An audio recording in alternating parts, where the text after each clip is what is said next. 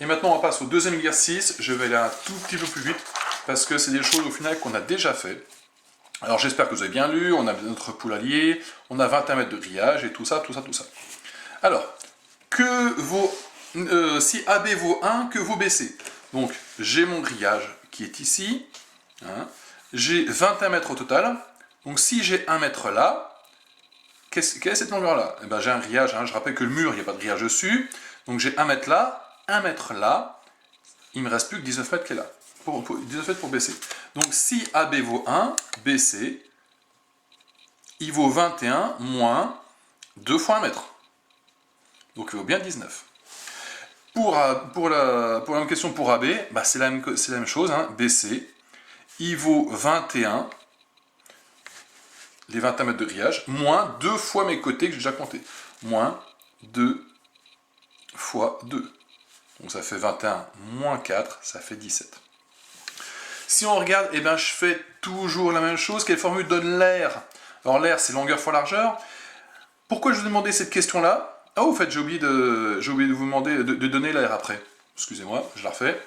BC, il valait 19, donc l'air, eh ben, c'était longueur fois largeur, c'était donc 1 fois 19. Donc l'air égale 1 fois 19, ça fait 19. Dans deuxième, l'air, c'est 17 fois 2. Hein. Je rappelle que donc j'ai fait, si j'ai 2 ici, j'ai donc 2 là, ça fait 4 mètres que j'ai déjà compté, il me reste mes 17 ici. Donc ça fait bien la longueur fois la largeur. Et donc ça fait bien 2 fois 17. 2 fois 17, ça fait 34. Voilà. En continuant, quelle est la formule? Eh bien, on voit se dessiner quelque chose. Qu'est-ce que je fais à chaque fois? La longueur, eh ben, c'est ma longueur départ, 21 moins 2 fois la longueur de AB, donc moins 2x. Et puis tout ça, je multiplie par la largeur qui vaut x. Hein, je la refais. Si ici, je prends x au départ, je me retrouve avec x ici.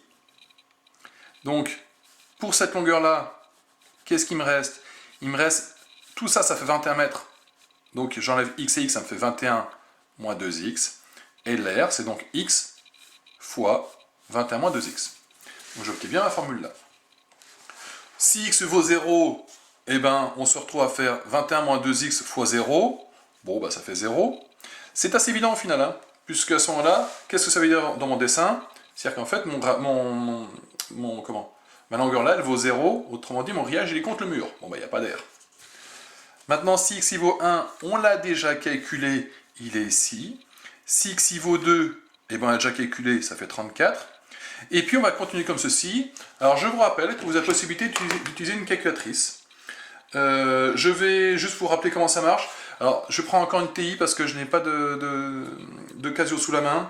Mais promis, je ferai une démonstration avec une Casio. Voilà, je vous explique après pourquoi je suis un petit peu en retard aujourd'hui. Alors, je rentre ma formule. f de x, il me dit, je fais 21 moins 2x. Je rappelle, j'ai fait juste la formule que je rentre, fois x. Donc je peux directement rentrer x. Voilà. Ensuite, le début, bah, je veux commencer de 0, puisque mon tableau commence à 0, mes valeurs. Mon pas, eh ben, je vais aller de 1 en 1, parce que toutes mes valeurs vont de 1 en 1. Donc je mets 1, auto, paf, il calcule. Et il me dit 0, 19, 34, 45, 52, et ainsi de suite. Je vais écrire la valeur. Donc 0, 19, 34, 45, 52, 55, 54, 49, 40, 27 et 10. Voilà. Donc voilà les valeurs qui me sont données. Donc on a maintenant ce graphique-là à faire. Alors je vais rester dans un nombre positif. Hein, c'est mon truc là qui me le dit. Donc je vais utiliser du papier métré parce que j'ai envie d'être précis. Si vous ne l'utilisez pas, c'est pas grave, mais essayez d'être un maximum précis. Hein. Je vais quand même afficher ici mon tableau de valeurs ici. Alors, je vais plier pour qu'on ait tout ce qu'il faut. Je vais faire mon graphique. Pour mon graphique, on me dit que je vais graduer de 1 cm pour 1 mètre en abscisse, 1 cm pour 5 cm en donné. Alors qu'est-ce que ça veut dire? C'est-à-dire qu'en abscisse, 1 cm pour 1 mètre, c'est-à-dire que quand j'avance de 1 cm, je vais avancer d'1 mètre dans ce sens-là. Et en ordonnée, 1 cm pour 5 mètres carrés. À chaque fois que je monte d'1 cm, je monterai de 5 mètres carrés. Ensuite, on peut voir que je vais de 0 à 10 en abscisse. Donc il me faudra, vu que chaque fois 1 cm c'est 1 mètre, il me faudra donc 10 de largeur. Et puis, j'ai 1 cm pour 5 mètres carrés en ordonnée, sachant que j'ai besoin d'aller jusqu'à 55. Donc il me faudra au moins 11 carreaux en vertical. 11 fois 5, 55. Bon, et ben, je vais tracer mon graphique ici, par exemple. J'utilise du papier métré parce que c'est beaucoup plus précis. Voilà, si vous n'en utilisez pas, c'est pas très grave. Hop. Mais maintenant, ce serait quand même bien d'en avoir sous la main. On vous en demandera assez régulièrement, surtout jusqu'à la fin d'année de 3e. On fera des graphiques de plus en plus précis, on lira de plus en plus sur graphique. Voilà, donc une fois que j'ai fait mon repère, alors j'ai un problème, c'est que la table n'est pas droite, ça fait toujours plaisir. Donc, hop, une fois que j'ai fait mon repère, 0, 1, 2, 3, 4, 5, 6, 7, 8, 9 et 10. Donc je rappelle que j'ai besoin d'aller jusqu'à 10. Et en ordonnée, on nous a dit qu'on monte de 5 en 5.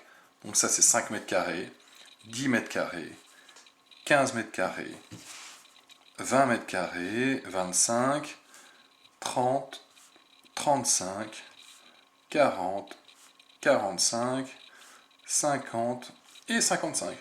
Pensez toujours au cadre dont vous avez besoin. Combien j'ai besoin dans un sens, combien j'ai besoin dans l'autre. Voilà. On a très bien pu vous demander de faire le graphique sans vous donner de combien en combien on va. Voilà. Pareil, la même chose, là je ne vous l'ai pas mis, je vous mettrai la prochaine fois. Habituellement on vous dit 1 cm pour 1 en abscisse, gradué de 0 à 10 par exemple. Ça veut dire que les valeurs que vous devez avoir, elles vont au moins de 0 jusqu'à 10. Et en ordonnée, on vous dirait gradué de 0 à 55, parce que ça correspond bien aux valeurs qu'on a. Alors, je rentre 0, il sort 0. Je prends mon 0 ici, il sort 0. 1 jusqu'à 19. Alors, attention. 19, on se dit qu'un c'est 20 moins 1. Perdu. Pourquoi? Parce que je rappelle que j'ai 1 cm qui fait 5. Donc 2 cm, ça fait 10. Bon, jusque-là, normalement, ça passe sans problème. Mais combien ça vaut 1? Eh bien, 1, là, j'ai 1 cm pour 5. Donc, si je veux 1, j'y vais diviser ce centimètre en 5. Donc, ça fait 0,2. Autrement dit, à chaque fois que je monte de 1, je monte de 0,2 cm. Autrement dit, le 19, il ne se trouve pas 1 en dessous du 20 pour moi, mais 2 mm en dessous du 20. Je rappelle, le pas ici, ce qu'on appelle la distance entre 0 et 1, le pas, il est de 0,2. Puisque, entre 0 et 5, j'ai 1 cm. Donc si je divise en 5 mon centimètre, ça me fait bien 0,2. Quand je rentre 2, il sort 34. Je rentre 2, il sort... Alors j'ai 35, 34, c'est 2 mm en dessous. Quand je rentre 3, il sort 45. Bon là, ça tombe pile poil dessus, on n'a pas ce problème-là. Quand je rentre 4, il sort 52. Donc c'est 4 mm au-dessus de 50. Après, c'est 55 pour le 5. 54 pour le 6. Donc pareil, attention, c'est 2 mm. 49 pour le 7. 48, 8 c'est 40. Donc on a encore quelque chose qui ressemble à une belle parabole. 9, ça fait 27. 1, 2, 3, je vais de 2 mm en 2 mm. Et 10, ça fait 10. Alors, je vous rappelle, chose hyper importante, on relie à la main en mathématiques, pas à la règle. Ça, je le rappelle pour le petit Simon. Voilà, on le fait à la règle, à la main. Donc, je vais tracer à la main. Alors, essayez de faire ça proprement. Alors, j'ai un petit problème, c'est que je ne peux pas être en face de la caméra. Enfin, il y a la caméra qui est devant moi, donc j'arrive pas à voir comment je fais exactement. J'essaie de faire le truc le plus propre possible. Mais sachant que je ne suis pas devant ma feuille, en fait. Voilà. Alors par habitude, moi je fais par petits traits, c'est juste une question d'habitude, hein, voilà. Hop. Et puis bah, je vais chercher comme ça, ce sera plus pratique pour moi de le faire comme ça, voilà. Bon, maintenant que j'ai tracé mon graphique, je vais pouvoir lire dessus. Alors je rappelle, le graphique il ne s'arrête pas là, hein, on peut aller un peu plus loin, aussi bien dans un sens que dans l'autre. En tout cas, j'obtiens une jolie parabole, ça s'appelle une parabole. C'est exactement le même objet que ce qui permet enfin la même forme que les fameuses paraboles que vous connaissez pour capter le réseau, les réseaux satellites. Voilà, sauf qu'elle est un peu plus large. L'idée, c'est que vraiment la courbe qu'elle a, on appelle ça une parabole. Après, si on la grandit, on la réduit en hauteur, ça reste une parabole. Bon, alors, notre parabole, elle va nous servir à quoi? Lisons les deux dernières questions. La position du point B est importante pour optimiser l'aire de l'enclos. Ben évidemment, puisque l'aire elle change selon la position de B. Donc elle est forcément importante. À quelle distance de A doit-on placer piquet B pour que l'aire de l'enclos soit maximale? Notre graphique nous dit, en tout cas notre tableau de valeur nous dit que c'est 5. Notre graphique nous dit, ça a l'air d'être pas loin de 5. On n'a pas ici encore à notre âge de manière de dire c'est 5. En l'occurrence, ça ne l'est pas. Hein, la valeur exacte du maximum, ici, elle est de 5,25. Là, il vous manque de la matière. Vous verrez ça, ça sera à partir de la première S. C'est ce qu'on appelle les dérivés. On cherchera quand est-ce que, au final, vous voyez bien que la courbe, pour l'instant, elle augmente. Il y a un moment où elle ne montera plus. Il y a un moment où elle va s'arrêter, elle va rester, elle ne montera plus, elle montera de 0, si vous voulez. Donc le fameux 0, là, elle monte de plus en plus, elle moins en moins, et puis là, elle monte plus, elle monte de 0. Ce nombre-là qui fait monter ou descendre la courbe s'appelle ce qu'on appelle une dérivée. Et vous amuserez à calculer la dérivée de cette fonction-là. Enfin bon, tout ça. Il y a plein de choses encore, c'est pour la première S. Toujours est-il que nous, sur le graphique, on va dire c'est 5 mètres, puisque c'est ce qu'on lit. On n'est pas précis, mais il faut le savoir. Voilà. Si vous voulez la valeur exactement hyper précise, eh ben c'est 5,25, mais ça, on a encore 2 ans avant de savoir comment on obtient 5,25. Voilà, donc ça était la totalité de ce qu'il y avait à faire pour aujourd'hui. Alors juste une remarque, j'espère que j'aurai le temps de poster pour ce soir. J'ai un gros problème informatique. Je viens de perdre totalement mes données et tout ça, donc je suis en train de tout réinstaller depuis ce matin. Donc voilà, j'espère vous produire ça d'ici ce soir. Allez, à plus tard!